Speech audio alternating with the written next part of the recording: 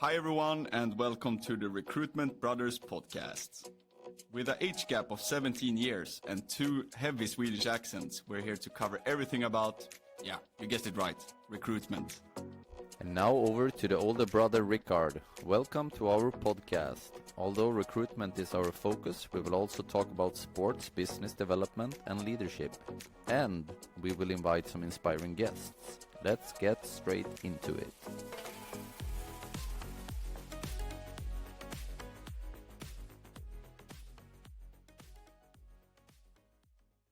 Hi everyone and welcome to the 11th episode of the Recruitment Brothers, live from a dark Norway. Hello Martin, how are you? Hello. Yeah, 4 o'clock already, pitch dark outside I heard. Yeah, it's very depressing. Yeah, I can imagine. To make you feel a little bit better, it's starting to be darker here in Barcelona as well. In 1 hour for sure it's going to be dark. So winter is coming. It really is. Game of Thrones episode and winter is coming. Exactly. Yeah. How are you doing? How has it been since last episode? But I'm doing great. We have a long weekend here in Spain today.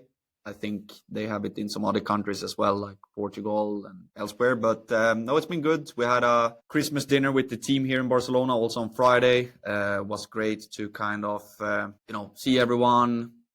Have some fun outside of work as well. We've been working really, really hard here the last weeks and months, and it's starting to pay off as well. We're going into, as it looks now at least, when it comes to forecast and so on, a very good Q1, which will allow us to really enjoy the Christmas holidays, work with lower shoulders when we come in the new year. So that's great. Yeah, cherry on the cake. Also managed to secure a very big placements for Q1 as well, which is also feeling great, actually. It's a very big placement, a position that I have not worked with before since this time. It's a client I signed 2 years ago. So it took a long time to build that relationship and get the trust from the client to start working with them. But as soon as we started working, they have been super happy with our delivery. And it's been really fun to work on it. It's a position in Luxembourg also, so not the most common country we recruit for, but who knows, maybe we will start to recruit there a little bit more of this. So it's been amazing. How about yourself? Yeah, first of all, congrats. Crazy. We see the numbers on the fee as well and like how long it takes to place a candidate like that. You need to have a lot of patience and keep the tongue in your mouth, I guess, many times. yeah, it feels like walking on nails. You know how it is, where especially the offer stages when, you're meant to represent both sides and keep them both happy. So you're right. Yeah, congrats. But from my end, I think it have been a lot of ongoing business. It's of course structuring and planning for next year, 2026. But I have also been involved now in some, I would call it ramp ups. And I think it's for next year. You could say like, yes, we start with the recruitment now, but the hiring is for next year. And was like one client with a headcount of 200 people for a project in the UAE.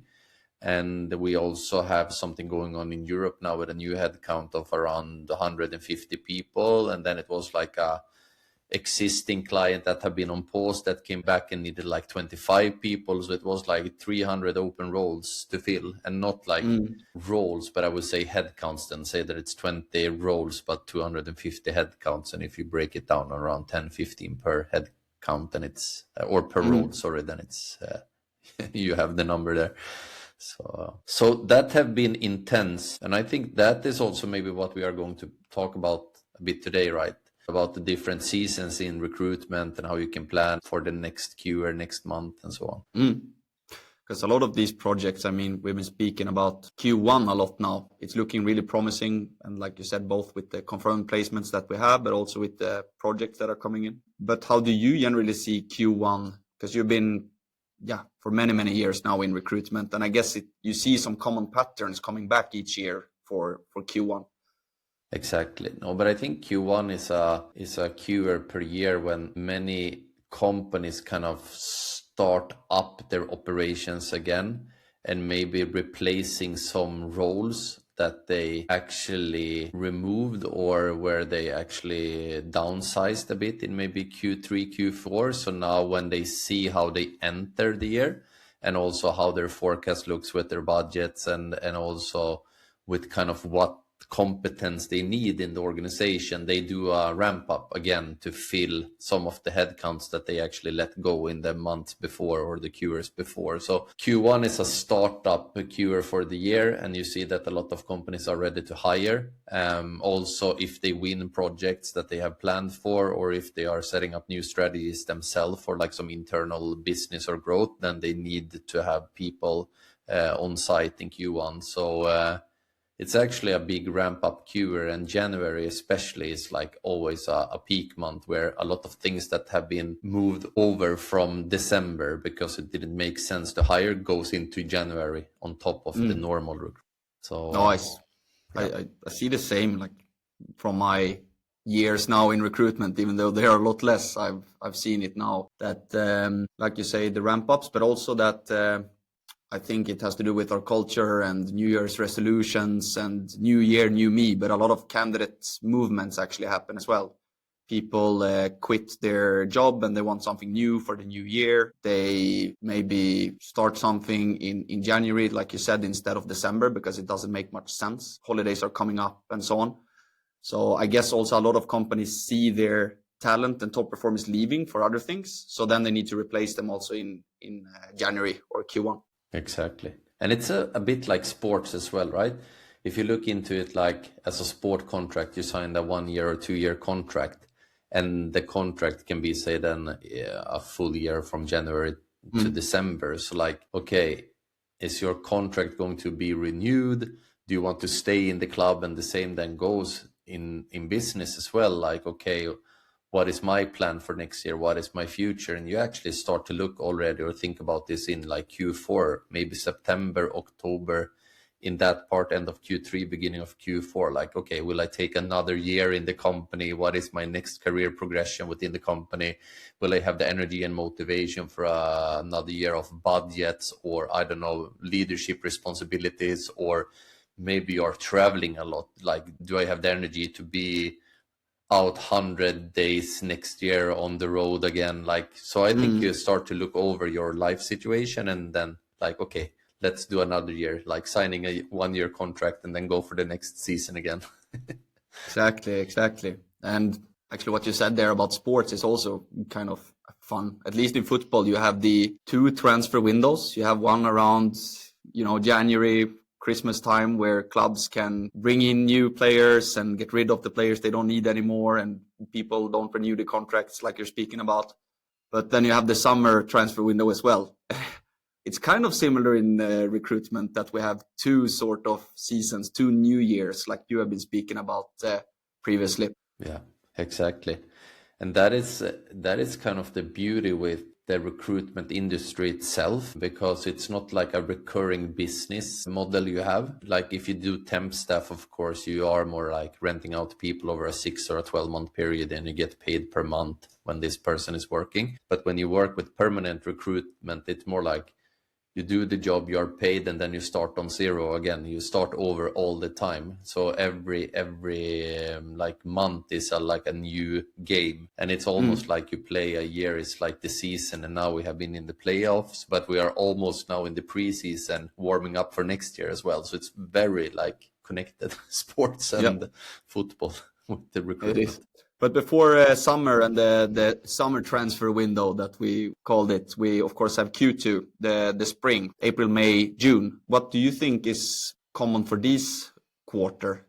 Because in my opinion, it's some kind of a vacuum, that it's like, it's not the beginning of the year, so it's less activity and less stress to fill positions. But at the same time, it's before the summer and the activity that happens during the summer. So for me, at least Q2 is a little bit unclear and unpredictable when it comes to our type of business. Yeah, absolutely. And I think you can also answer on this to follow up on my answer now. But like, of course, it's a lot of that goes up and down, and especially when you work with volume recruitment, it goes up and down. And then around Easter, it maybe slows down. So, like you said, in the beginning of April, and then you don't really see the forecast and the volume of what the clients need at that moment. So it's something that comes closer to the summer, and then some gets like desperate in the summer that they need massive help, or they have a big ramp up for August, September. So I think like Q2 is very hard to predict how it will be. So it's very connected to which industry and clients you're working with. And I think also a part of our business today with the new strategies we have set up is to work with more single assignments that is not connected to a start date, that is more connected to a role that we fill. And that is something you have also been working with now a lot the last year, and I think you see a more like straight pattern or like plan working with that kind of recruitment towards volume. Or what is your feeling? No, absolutely. I think, like you say, it's inevitable that it becomes unpredictable and less projects and less ramp ups are happening. So it's about finding these single assignments, like you say, that are not connected to a certain start date or a project, but that are floating basically. And to be able to do damage control. I think that's what Q2 is about, because you're not going to have these top months with record budgets and so on. So I think it's a lot about damage control, and we spoke about it now a lot, both you and me, that when things are looking this good, that it's doing now, like hundreds of headcounts coming in, Q1 is starting to look good with a lot of confirmed placements already and a really good forecast. That what goes up gotta come down in a way. And I like to call it the recruitment hangover, that, you know, it's gonna come a crash and you need to be prepared for that. So I think that work is already starting now, to put yourself in a position so that when you come into February and March, and when you start to working towards Q2, you have already thought about what clients, what positions to work with. And if you don't have them, then Q1 is the quarter where you need to focus on the client work and the business development in recruitment to build up those opportunities for you. Because it's less incoming, like, okay, we have a project of 100 headcounts that needs to be filled in April. I don't think I've ever heard that. So it's way more about, like you say, single assignments. Yeah. And also like I think, and maybe we'll touch on it a bit later as well, but it's to have a wide portfolio of clients that you can focus on as well. And also with those single assignments where you get maybe a higher fee for finding the right competence that is not connected to a date. So if you have a portfolio of those clients as well that looking for those specific talents, and you can spread the risks a bit with the business you are doing. So you're not only connected to volumes or specific clients, because if something stops, then you're standing there and have nothing to focus on, and it have a significant impact on your business as well, because like I said, we don't have any recurring business, so we start on zero every month. Exactly. And that's also why maybe Q3, if we jump on Q3, why that is an exciting part of the year, because it's like you said, it's almost like when the season starts, like when the new football season starts, is when Premier League kicks off for La Liga and so on. And it's a lot of things to do after the summer. People coming back are desperate for talent again. There is projects that was released already during the summer, so you had the chance to build up the pipeline. And then it's a lot about like filling all those positions, and then be out there on the market with the clients to see what else is it to fill until the year is over. So in Q3, you also start to build up Q4. Yeah, exactly. Q3, then we're back again to the transfer window, like you say. I think it's also connected to how we grow up in the Western world. A lot of new starts are in August, September. You mentioned football leagues are starting in those months. We have school starting. I think we have grown up, and we all have a feeling that, but August, September, that's when you're starting something. And I think that goes also into the minds of the talent on the market, that Yeah, first of all, they have vacation. Let's say they are off 4 weeks, half July, half August, and they start to rethink, just like they did maybe around New Year's, when it's like new year, new me. But they also get time during the summer to think about, okay, is what I'm doing what I want? Should I go for the next step? Is there another industry I want to try? Should I stay in my current company, or should I look around for something else? So there is a, shake up in the market with talent around that time, I noticed. So companies need to refill talent, and like you say, companies need to also start new projects and ramp up and so on. And like we talked about in the last episode, it's also like now we're talking about all the things that can happen in your professional life. But like you said, like we talked about in the last episode, the private life you have also have a big impact on your work life. And for example, yeah, but as we can all read about in the media, people have breakups in relationships, and that maybe have an impact as well on where you want to live or stay, because it's maybe you're from another city and you have a breakup and now you're moving back to your hometown because your relationship didn't work out. So you need to take a decision of where you want to stay just because of a life situation, or you are maybe planning to study, but you don't know why. And are you going to join this course now in August and move to a city, or are you going to stay in your hometown maybe and continue working? So it's also so connected to how the talent industry then goes. Exactly. Or you have maybe kids who are just turned into the age that they're going to start school for the first time. So now you need to be more involved with kindergarten and school and stuff. So yeah, everything like that plays a important role as well, of course. And many people also have dreams, right? So they come up with something like, oh, but I have always dreamed about living in Spain. And it's now or never. And then it have an impact, because then you need to move your life then maybe from Sweden to Spain to change an environment and to fulfill your dream. And then the job change comes with that, because then you need a job when you move to Spain if you cannot then work fully remote. So yeah. But on the topic of Q3, I mean, as it is famous for summer vacation, at least in Europe, both that you're off personally as a recruiter, and that many of our clients are off, so the communication is going to be a lot more difficult. How do you recommend planning for this type of situation? Because even like you say, like the opportunities are there and they are becoming more than in Q2, but we also have these obstacles of being off, clients are being off. How would you say how would you recommend to plan for that? Yeah, so on the recruiter side, it's something we have pushed a bit more for this year as well, is that, but try to remove distractions the last weeks before holidays, and also try to remove like a lot of new projects or things that takes a lot of time, like focus on the core business, put as much, in our case, candidates into process as you can, and like really fill up your pipeline, and try to have like then colleagues backing you up and follow up for you when you are off. And then maybe you can do, a handshake on that, and you do the same for them when they are off. So like really push for your pipeline before you go on holidays, so you actually get, like we call it, holiday placements, or that you secure budget in August if you're off in July, because you built a pipe.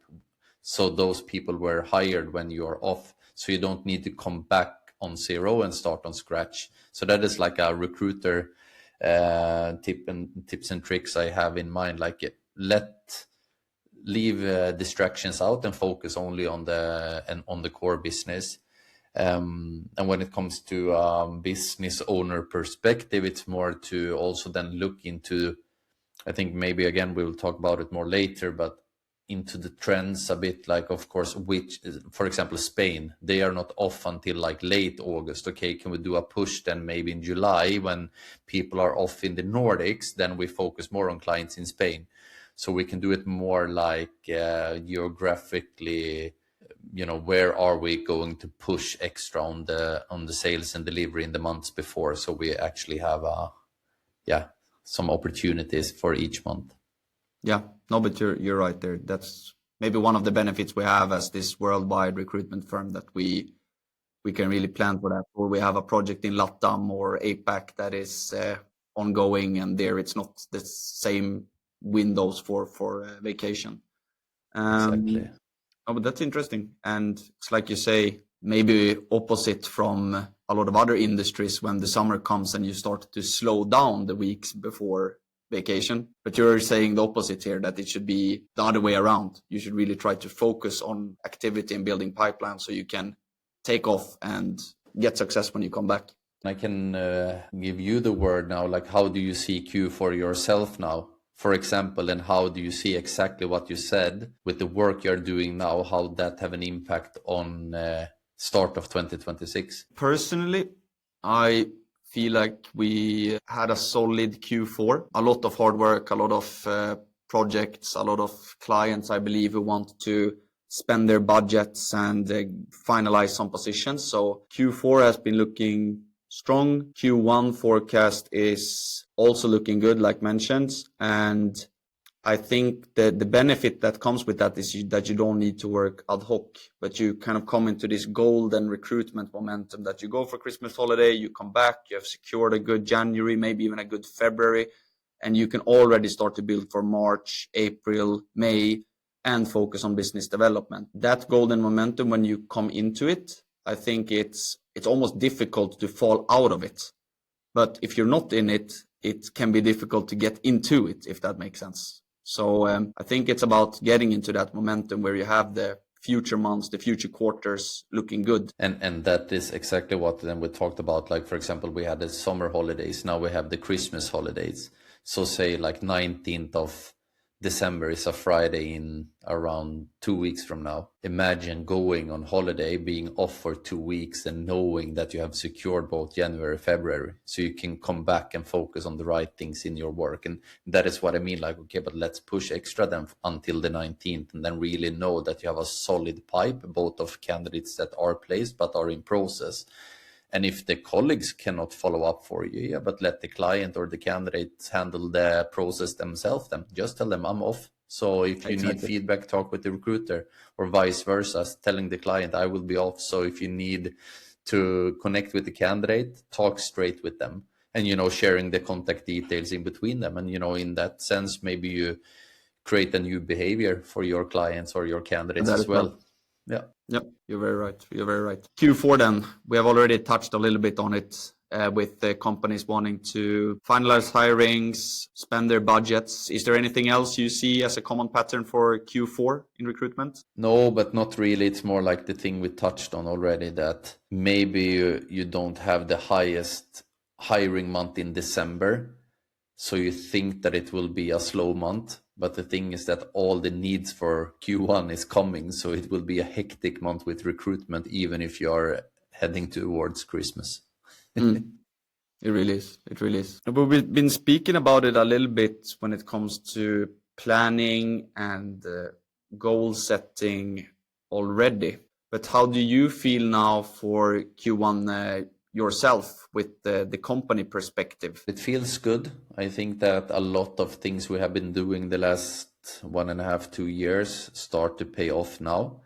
I think we are in a good momentum. We have a wide range of clients, industries, geographic locations, and also different fee structure models as well. So I think we are in a good stage right now, and I feel very optimistic for Q1, to be honest, in 2026.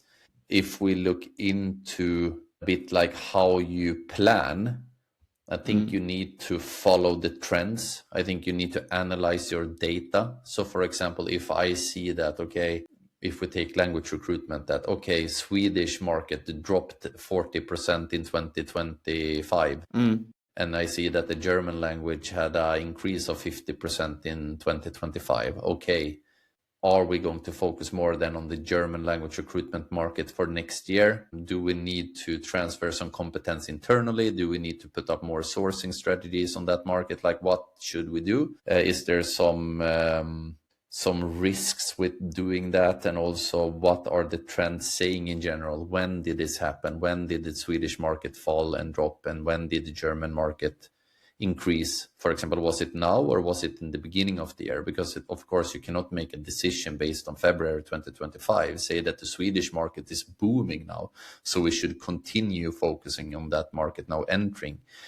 I think that goes a lot. And then of course the industries, what industries are hot, what markets are hot, which countries have a good economic boom. And yeah, build a strategy around that. And of course, it changed from year to year. But I think as long as you know how you should plan and how you should build your strategy, I think there is always opportunities out there. But if you just stay in your industry, for example, if you were working with Swedish recruitment and it was customer support mainly, and now it's replaced by AI, yeah, but then you have nothing to work with. But if you could see this and predict this already a year ago, you could then start to focus and spread your recruitment on other industries and other languages and so on. Yeah. I think it's a little bit also, what would it be in English? We have the saying, smida medans järnet är varmt. Exactly. In Swedish, like strike the iron while it's hot and melting. I don't know if that makes sense, but if you see temporary success on a market, on an industry, in a geographical market, then it's interesting for me at least to explore, like, okay, is this just a one-time incident, or is this something that is becoming a trend, like you say? We have been discussing a little bit about it. We have had some recent success in markets like Singapore and Luxembourg, and really started to have optimistic thoughts about those markets and the style of recruitment that we do, relocating expats and headhunting across borders, because these are markets that generally are in need of foreign talent. They can't fill all roles without expats. You have it in the Middle East as well, in a lot of countries where it's 80-90% foreigners in those countries and cities living. But to summarize, to use the momentum sometimes with the success that you have, and try to see if it's worth exploring and continuing, or if it's just a one-time incident. Yeah. And that will then be, like you said, maybe your strategy next year is then to grow markets in like Singapore and Luxembourg. Because if you get paid 30-40K per placement, instead of only hunting volume recruitment for 2,000-3,000 euros, you widen your opportunities. And then maybe, like we talked about, April next year is not maybe looking so bad, because we had a few high fee placements coming in Luxembourg or in Singapore. Exactly.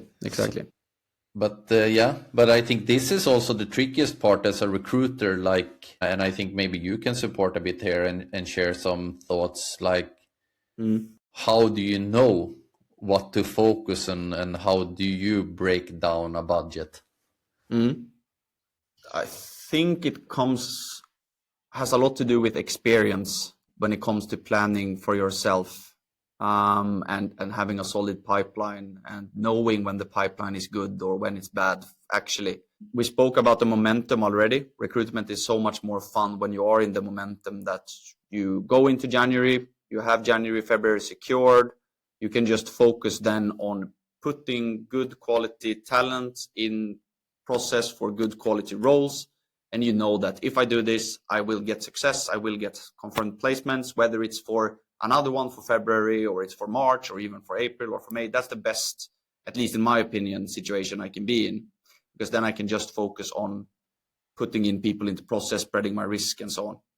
I think if you're not in that momentum, you want to get into it, if that makes sense. And then you need to have a really, really solid budget breakdown, like you said. And you need to do it very thoroughly. It is difficult to plan in recruitment, because everything has to do with people, especially when in contingency recruitment, that you only get the success when the placement is there. And so it's about looking into a quarter now, for example. Okay, we have Q1. What potential start dates do I have available in Q1? We have spoken about a lot internally, since we work with many different geographical markets. We also have many different lengths when it comes to recruitment processes. For example, in Germany, you have a 3-month notice period per standard. I think it's the same in Norway. In Spain, it's 15 days. almost regardless of seniority. So this is very, very different. And you need to know this in international recruitment to be able to plan for your quarter. So to put it in, okay, I want to boost my January. It's December right now. Can I focus on German roles? Probably not, because it's 3-month notice period. Okay, move Germany aside as an example. What do I have left? But I have Singapore, I have LATAM, I have Spain, for example. Okay, what roles do I have available there? You pick out 5 roles, let's say. I would recommend to minimum have 5 roles to focus on with 5 different companies to sort of spread your risk.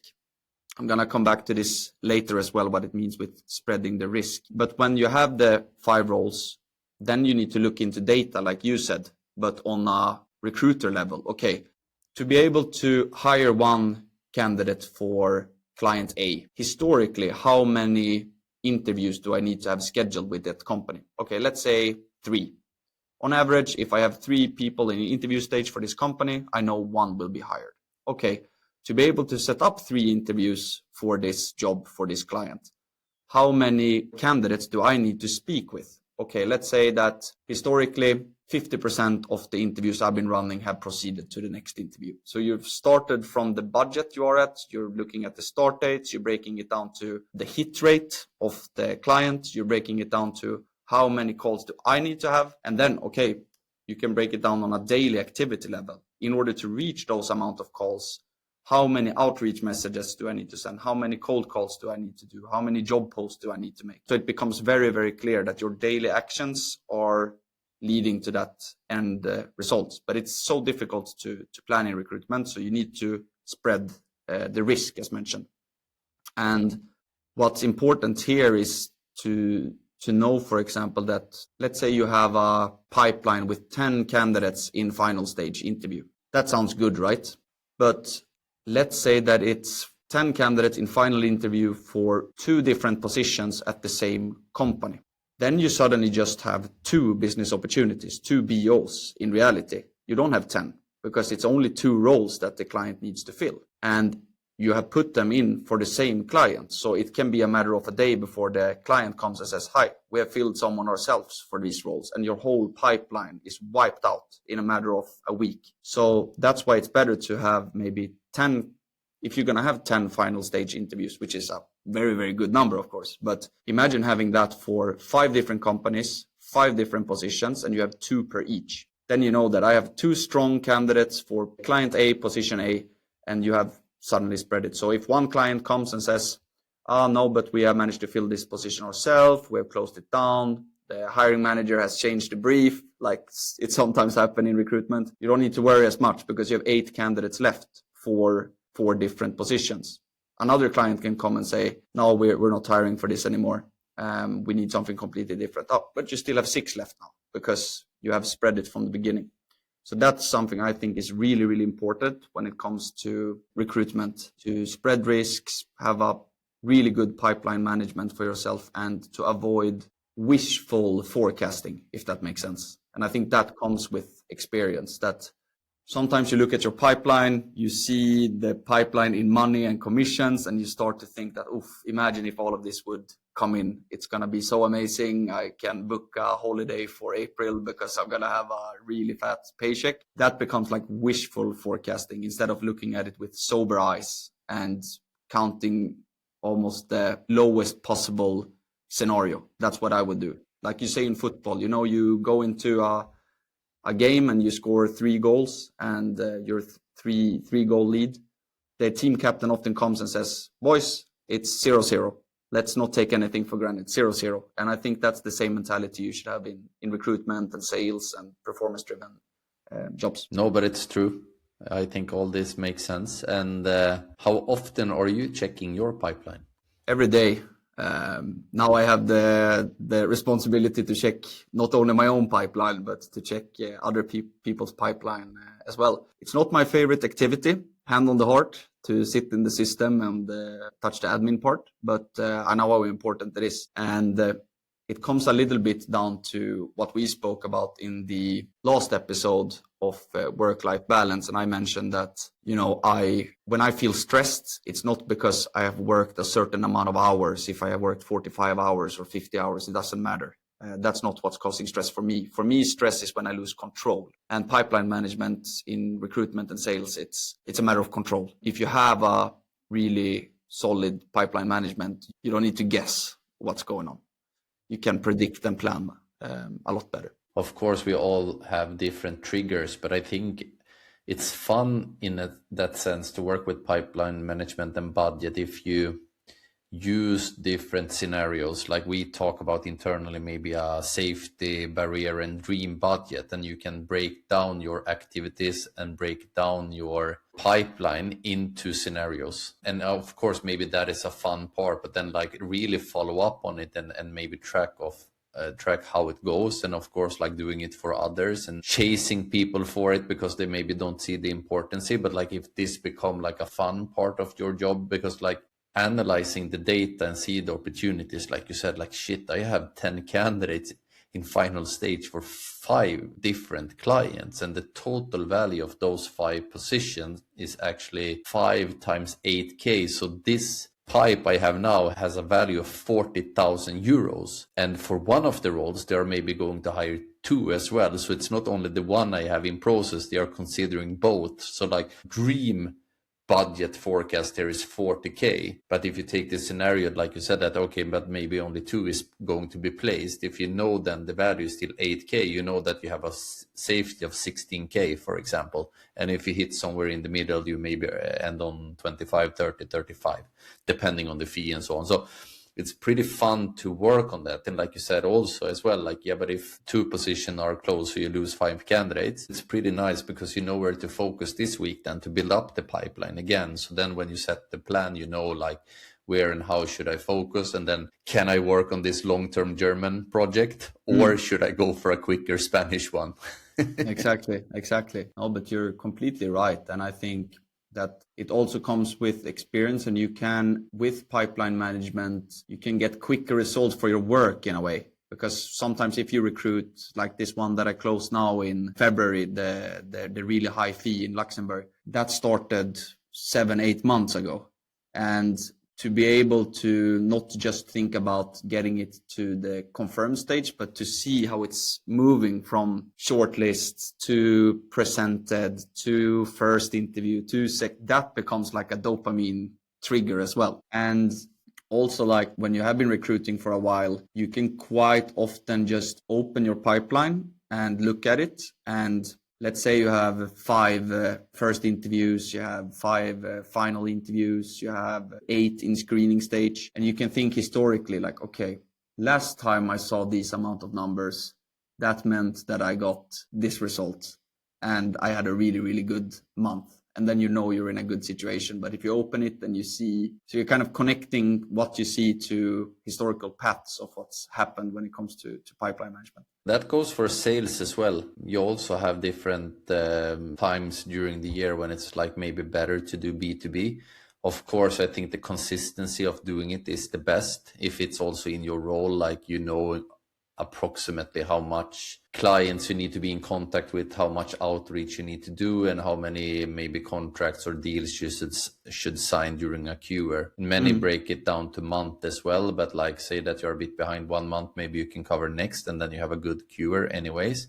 But it's important then to, again, like you analyze the pipeline, for example, when it comes to recruitment, to do the same with sales as well, for example. And I could see, I had a feeling this summer, and I'm going to brag a bit now, but I know that I'm good to close business in recruitment. I've been doing it for 16 years, so I know where to push if I feel that there is a need somewhere. And for example, I think we had a talk this summer about like, oh shit, the pipeline looks bad for Q3, Q4. Like some of the volume clients was not reaching out with their normal headcounts and everything. So then I get like, okay, let's roll up the sleeves and go out there, and then like signing 2-3 new BPOs, and you know, some of them are like now already in the phase of growing into becoming like key clients. Maybe for next year it's like ongoing needs, it's volume of languages, there is always headcount. So it's to see those situations during the year and then do actions. And like you said as well, now it's a good time to do actions on the B2B market for the more senior recruitment as well, because now we have a good flow, we have a good trend. But when those roles are filled and when those people have started, maybe our pipeline of roles is very low. So now it's the time to fill up the portfolio with clients and the pipeline with new roles. Exactly. To avoid the recruitment hangover. Yes. Cool. No, but Rickard, it's been a great talk here, both regarding the seasons and goal setting, budget breakdowns, planning in general. Do you have anything to add? I think we have touched on many good points here. And I think it's your mindset that will help you to set those or to reach those goals you're setting for yourself. So it's a mindset you need to put in place as well. Speaking of mindset, do you have any personal New Year's resolutions already? Oof, no, it's a bit too early. Maybe we should save them for next episode, but I need to think a bit about them more. Okay. And you? Are you early planner? I have some in the pipeline. Nothing confirmed yet. I don't want to overpromise and then underdeliver to myself. So I'm still in the planning stage. But maybe we should come up with one each professionally and one each private life, and then we could share them in the next episode for our listeners. Sounds perfect. Cool. All right. But thank you everyone for listening in once again. It's been a great episode, like mentioned. And I hope everyone have good tools now to work with when they set the strategy for next year. Smash the 4 recruitment seasons. Brilliant. Yep. All right. But thank you so much and have a good afternoon, everyone. Take care.